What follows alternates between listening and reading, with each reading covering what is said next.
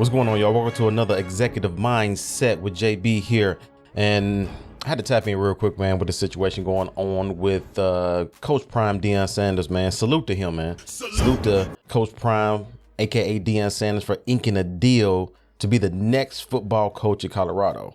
Now, I must admit, I was a bit jealous of Coach Prime being at Jackson State simply because I'd rather he be at the greatest HBCU in the land, and that's the TSU, that's Tennessee State University in Nashville, Tennessee.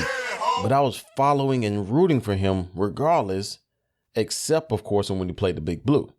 Now, the big talk on message boards and social media is that Coach Prime is a sellout for leaving JSU so soon, and he didn't keep his promises. For those that feel that way, I feel sorry for your mother. Why is it that when we have someone as gifted as Coach Prime, we feel offended when he wants to move on to greener pastures? Like JSU is the only place he can fulfill his purpose or do the work that he said that he was called to do. Message. Now, he was never going to stay at JSU longer than 4 years. And he actually left a year earlier than I thought he would, but he found an opportunity that best suits him. When you look at all the other pieces in play, this may have been the best move for him right now. Like, he's going to a Pac-12 conference that's going to lose USC and UCLA by the 2024 season. And by that time, he will have most of the dogs and recruits he needs to potentially dominate the conference. On top of the 12-team football playoff expansion starting that same season. So he doesn't need to be at a blue blood football school like a Clemson, Alabama, Florida State, or LSU to be in the national title conversation, or even money wise. You know, I think he's getting paid well over $5 million per year. And, you know, that ranks up there with those blue blood coaches, what they're getting paid at those schools. So he'll be in a big enough conference, racking up wins, and just have to be one of the top 12 teams in the country. Now, to what many are criticizing him about leaving. Like, I've paid attention the whole time since he got there to Jackson State, and he was a man of his word. I mean, he said he would lead those young men to excellence on and off the field. He did that.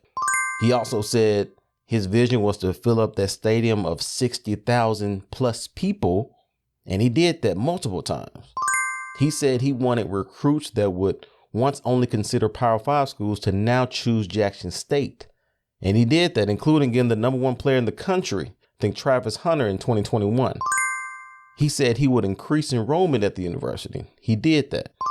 He said that that would be so prominent that the residue would be felt across other programs at that school, which, if you look at the facilities and the financial infrastructure he helped set up before he left, he delivered on that too.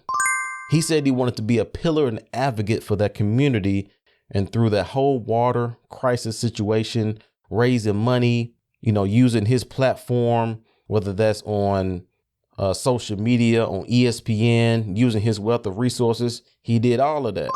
He said he wanted to dominate on the field and be an agent of change of what you can athletically do at the HBCU in today's time. He definitely accomplished that. Now, Coach Prime left JSU in a way better condition than when he first got there. Better facilities, practice field, locker rooms, you name it. Using some of his own salary the school paid him to help facilitate those upgrades. Now, did he help HBCUs as a whole when you look out across the nation of all HBCUs? No, I wouldn't say that, because to have that kind of effect, you need at least 5 to 10 years of accumulation, consistency, and attention. But he did positively affect JSU, who he was obligated to. And I'm from Memphis, so here we know what it looks like for a prominent coach to backstab you and leave you high and dry. John Calipari did this to us in 2009 when he left Memphis to take the Kentucky job. It wasn't the fact that he left and went to a more desired destination, or quote unquote his dream job. It was how he dealt with it on the way out. He lied about even being interested in that job, amongst other offers, and point blank said he wasn't leaving. Only to find out less than a week later, he already finalized a historic deal with Kentucky and left abruptly without any explanation.